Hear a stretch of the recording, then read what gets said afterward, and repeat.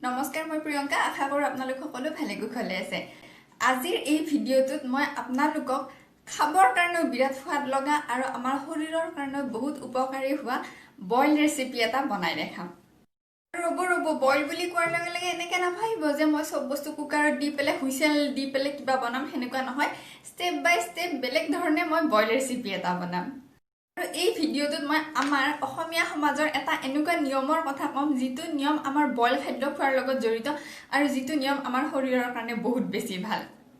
লগতে মই ভিডিঅ'টোত এইটোও ক'বৰ কাৰণে চেষ্টা কৰিম যে আমিনো বইল ৰেচিপি কিয় খাব লাগে বইল খাদ্য খালেনো আমাৰ ছাল চুলিৰ কি উপকাৰ হয় লগতে আমাৰ ভিতৰৰ অংগ প্ৰত্যংগবিলাকৰ কি উপকাৰ হয় সেইবিলাকো ক'বৰ কাৰণে চেষ্টা কৰিম সেইকাৰণে আজিৰ ভিডিঅ'টো চাইও ভাল পাব আৰু লগতে ভিডিঅ'টোত বনোৱা বস্তুটো খাইও ভাল পাব গতিকে আহকচোন শেষলৈকে চাই থাককচোন বাৰু মইনো কি বনাওঁ আজি বইল খাদ্য খালে কি হয় আমাৰ ছাল চুলি ভাল হয় আমাৰ ভিতৰৰ অংগ প্ৰত্যংগবিলাক শোধিত হয় এইবিলাক যে তেলত ভজা পোৰা বস্তুবিলাক এইবিলাক খোৱাৰ ফলত কি হয় আমাৰ শৰীৰত দূষিত বস্তুবিলাক জমা হয় বিশেষকৈ আমাৰ লিভাৰ কিডনিৰ বহুত ক্ষতি হয় আৰু সেইকাৰণে চাব আজিকালি লিভাৰৰ যিমান বেমাৰ হয় এইবিলাক ফেটি লিভাৰ এইবিলাক কিবা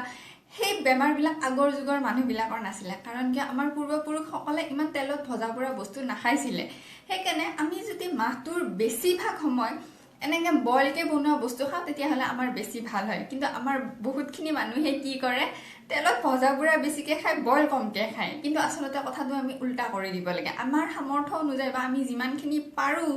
অলপকৈ চেষ্টা কৰি হ'লেও আমি বইল খাদ্যবিলাক বেছিকৈ খাব লাগে আৰু বোলে মাহত ধৰক এদিন দুদিন বা সপ্তাহত হঠাৎ এদিন বোলে কিবা ঘৰতে তেলতে ভজা বা তেলত মছলা চছলা দি কিবা সেনেকৈ খাইছোঁ সেনেকৈ খালে মানে বিশেষ ক্ষতি নহয়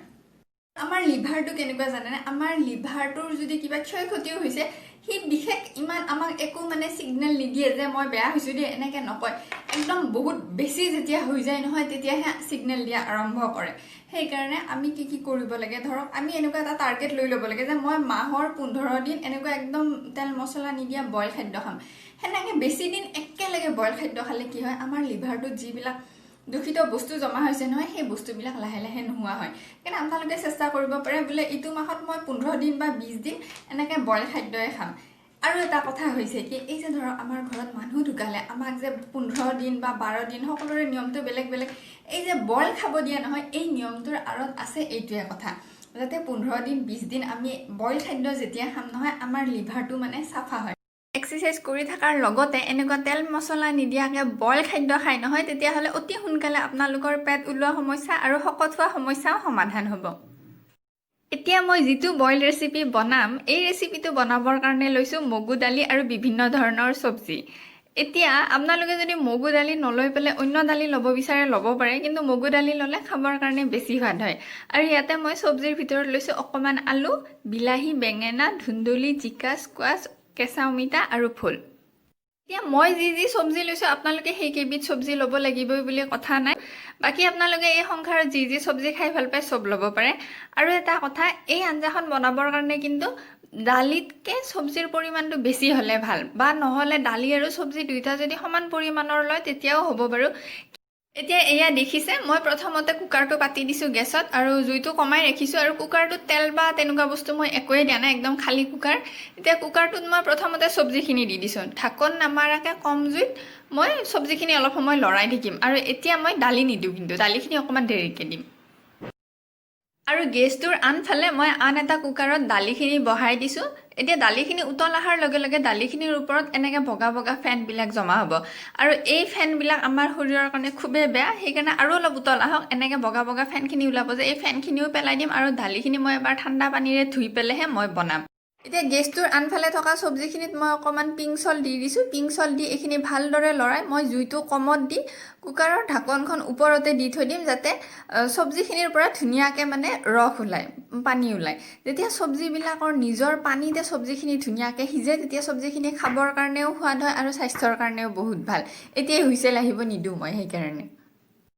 কম জুইত ঢাকি থৈ দিয়াৰ প্ৰায় 10 মিনিটমান পিছত চাওক চব্জিখিনিৰ পৰা কি ধুনীয়াকৈ পানী ওলাইছে আপোনালোকেতো দেখিছে ইয়াতে মই বেলেগ পানী একো ব্যৱহাৰ কৰাই নাই এই সকলো পানীখিনি চব্জিৰে পানী এতিয়া ইয়াতে মই মগু দালিখিনি দি দিম কাৰণ চব্জিৰ পৰা আৰু পানী ওলাব এতিয়া এই চব্জিৰ পানীখিনিতে মগু দালিখিনি যেতিয়া সিজিব নহয় তেতিয়া আঞ্জাখন খাবৰ কাৰণে আৰু বেছি সোৱাদ হ'ব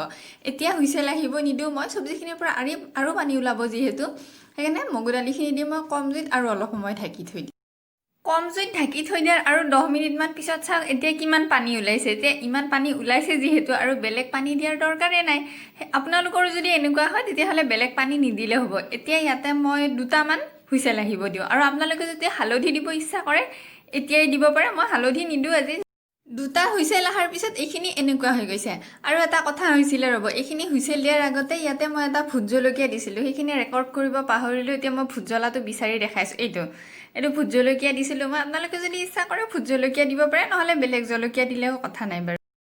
এই আঞ্জাখন এতিয়া বহুত গোটা হৈ আছে এতিয়া মই এইখন থুপথুপীয়া কৰিম সেইকাৰণে গেছটো জ্বলাই দি ইয়াতে জোখা কৰি পানী দি দিছোঁ বেছি পনীয়া নকৰোঁ আৰু এটা কথা ইয়াতে যে মই ভোট জলকীয়া ব্যৱহাৰ কৰিছোঁ ভোট জলকীয়াৰ ঔষধি গুণ বহুত আছে আৰু ভোট জলকীয়া খালে মানে গেছ নহয় সেইকাৰণে মই ৰন্ধা বঢ়াবিলাকত যিমান পাৰোঁ কেঁচা জলকীয়াতকৈ মানে ভোট জলকীয়াই ব্যৱহাৰ কৰিব চেষ্টা কৰোঁ এতিয়া চব্জিবিলাক অকণমান হেতাখনেৰে ভাঙি দিম মই আৰু ইয়াতে এতিয়া মই অলপমান থেতেলাই থৈ দিয়া আদা দিম আদাখিনি হুইচেল অহাৰ আগতে এইকাৰণে দিয়া নাছিলোঁ আদাখিনি যদি প্ৰথমতে দি দিলোঁ হয় আদাৰ গোন্ধও নাথাকিলে হয় সোৱাদটো কমি গ'লে হয় সেইকাৰণে আঞ্জাখন নমোৱাৰ অকণমান আগতেহে মই আদাখিনি থেতেলাই দিছোঁ ইয়াতে মই আধা চামুচ খাটি একদম দেশী গৰুৰ ঘি দিছোঁ ঘৰত বনোৱা ঘি দিছোঁ বজাৰৰ পৰা কিনা ঘি দিয়া নাই খাটি দেশী গৰুৰ ঘি আমাৰ শৰীৰৰ কাৰণে বিৰাট ভাল আমাৰ ছালৰ কাৰণে ভাল আমাৰ হাড়ৰ কাৰণে ভাল আৰু ঘিত বস্তু ভাজি খালেহে বেয়া সপ্তাহত যদি এদিন বা দুদিন আমি এনেকৈ কম পৰিমাণে ঘি খাওঁ তেতিয়াহ'লে সেইটো বেয়া নহয় লগতে এক্সাৰচাইজ কৰি থাকিব লাগিব দিয়কচোন বাৰু এবাৰ উতল অহাৰ পিছত আঞ্জাখন এয়া মই নমাই থৈ দিলোঁ এতিয়া আঞ্জাখন দেখোঁতেই মানে কিমান সোৱাদ হৈছে আপোনালোকেতো গম পাইছে আৰু আপোনালোকে যেতিয়া ঘৰত বনাই খাব নহয় আঞ্জাখনৰ গোন্ধই চাব নে সোৱাদে চাব মানে আৰু এতিয়া আঞ্জাখন নমাই ইয়াতে মই ঘৰৰে একদম সতেজ মান ধনিয়া অলপ কাটি দিছোঁ ওপৰত আৰু এতিয়া আহিলে খোৱাৰ পৰ্ব আহা ইমান ধুনীয়া গোন্ধ ওলাইছে তাৰমানে নকওঁ আৰু মই আজি খাম কলপাতত খোৱাৰো বহুত উপকাৰিতা আছে সেইটো বিষয়ে বাৰু এদিন ধুনীয়াকৈ ভিডিঅ' বনাই দিম সেইকাৰণে মই বাতি চাতি ব্যৱহাৰ কৰা নাই ডাইৰেক্ট কলপাততে লৈ লৈছোঁ আৰু ছাইডত যে দুবিধ দেখিছে এই যে কলা কলা চাটনি টাইপ সেইটো এবিধ কেলছিয়ামৰ ঘৰতে বনাব পৰা বিৰাট ভাল ঔষধ তাৰেও ভিডিঅ' দিম দিয়ক বাৰু এদিন আৰু লগত এয়া জিকা আলুৰ বইল চব্জিয়ে খালি অকণমান হালধি দি দিছিলোঁ তেল ব্যৱহাৰ কৰা নাই আৰু এতিয়া এয়া মোৰ খাবৰ কাৰণে ৰেডি আপোনালোকে খাই কেনেকুৱা পাই জনাব তেতিয়াহ'লে মই আগলৈ আৰু এনেকুৱা ধৰণৰ ৰেচিপিবিলাক আপোনালোকক দিবৰ কাৰণে চেষ্টা কৰিম ঠিক আছে তেতিয়াহ'লে মই প্ৰিয়ংকাই আজি আপোনালোকৰ পৰা বিদায় লৈছোঁ স্বাস্থ্যৱান শৰীৰ স্বাস্থ্যৱান জীৱন বাই বাই